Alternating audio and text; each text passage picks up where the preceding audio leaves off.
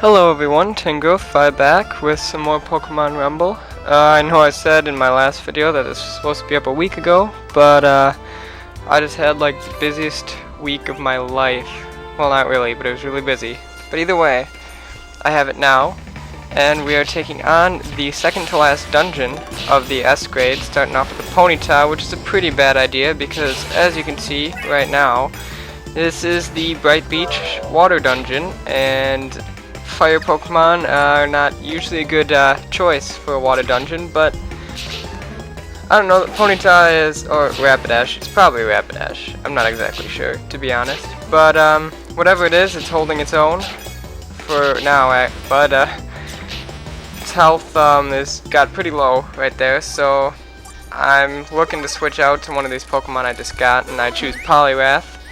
So Poliwrath's a pretty strong Pokemon, water and fighting, it's okay combination, but the fighting moves work pretty well on these other Poliwraths, and the only other Pokemon here is Tentacruel, which I don't know, I just have a hatred for. Ooh, I get a different Poliwrath there. Looks like it's a little stronger, but I just have a hatred for Tentacruel and Tentacool after the stupid RPG Game Boy games where all you would see when surfing in the water is Tentacool, and it would drive me crazy. But since it's the S grade, we get some pretty awesome Pokemon out there with us. As you saw, I just killed a Blastoise, which was a boss probably in one of the earlier ranks, so it's pretty sweet once you get to this last rank and get all the powerful Pokemon. But this Poliwrath, as you can see, has pretty good moves. It can easily put the other Pokemon to sleep, and its lucky nature gives me triple the coins, which is always a good thing. See some seeking here. This dungeon is one of my least favorites, and the S grade one isn't all that exciting because there's very little variety in this dungeon. I mean, we're just seeing the same Pokemon over and over. Called a seeking, which I guess is kind of cool. There's a little transition there. Nothing really happened except I just cleared out that little group, I think. It's because I don't know, I must have had a phone call because I had the game paused for about 2 minutes, and I'm sure you didn't want to see that. So I just cut it out, and plus I had to get it within YouTube's 10-minute time frame. But I get this Seadra here, which is pretty cool because it has a one water attack and also one dragon attack, which makes it pretty strong. But it looks like I'm already. Oh, I switched to Electrode here, which it wasn't a bad idea because he has a super effective against these guys, but his attack takes a little while to charge up.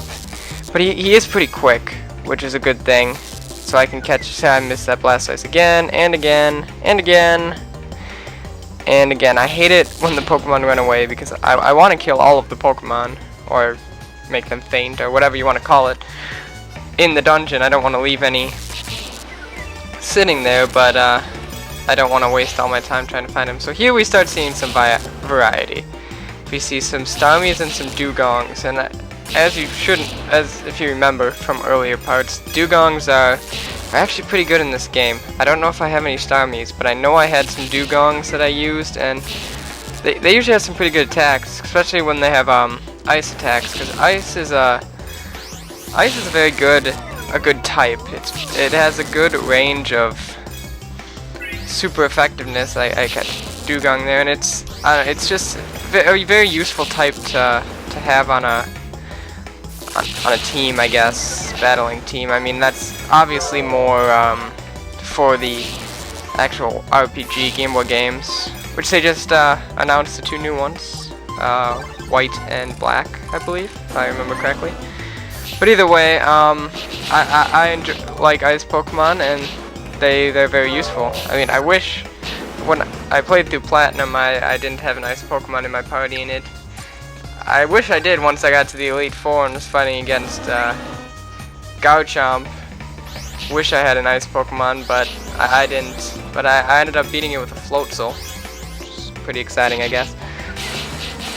But anyway, back to this game. I'm switching to Dugong because, as I said, they're good Pokemon, and they usually have good variety of attacks. This one looks like headbutt and some sort of it was either aura beam or some ice attack. The other one had an icy wind. This one I think is aura beam. I think that is, or something, aura something. I think that's what it's called at least. I don't know.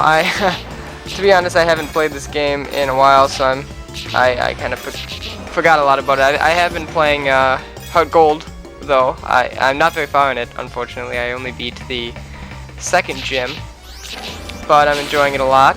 And after seeing the pictures released today for the white and black, those look like they're gonna be awesome too. So,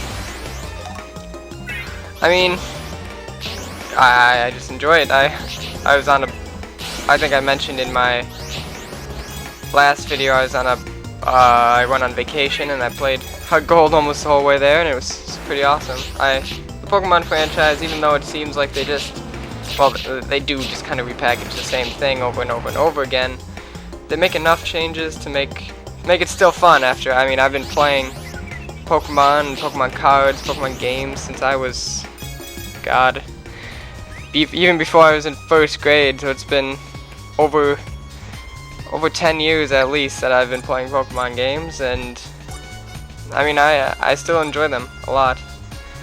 And I mean, that's something that takes something special there to make the game still exciting.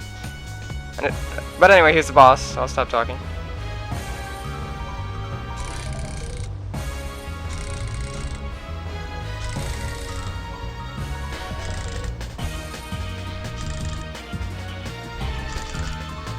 And it is the atrocious Pokemon, Gyarados. That's an interesting label, atrocious.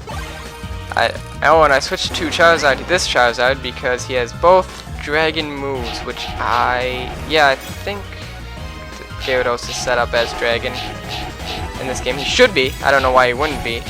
But I mean, either way, Charizard can do a lot of damage to him. And since the bosses don't normally have attacks that are actually type specific, like this one just the majority of them just do that rock attack. I don't even know what it is. I don't know what it's supposed to symbolize. So it's not like Charizard is at a disadvantage against Gyarados. He is against the Poliwhirls, but Dragon Claw just destroys it, like everything else, because Dragon Claw is pretty much the best move in this entire game. I don't get it, which really sucks because Gyarados is awesome, but I beat the Bright Beach, which is good because I don't know, I'm just not a fan of the Bright Beach. Though I do enjoy the next dungeon, which, as you know from the previous ranks, doesn't change ever, is the Psychic Dungeon. Or the Poison, Psychic and Poison, I believe. I don't even know. Well, I do know, but I don't know what to call it. But anyway, catch some Tentacruel, Poliwhirl, Seaking, Seadras, Dugong, Starmie's, and now new most powerful is another Dugong. So, a lot of Pokemon, and the Bright Beach is over. I'll see you next time for the final dungeon of the S rank. Great thing.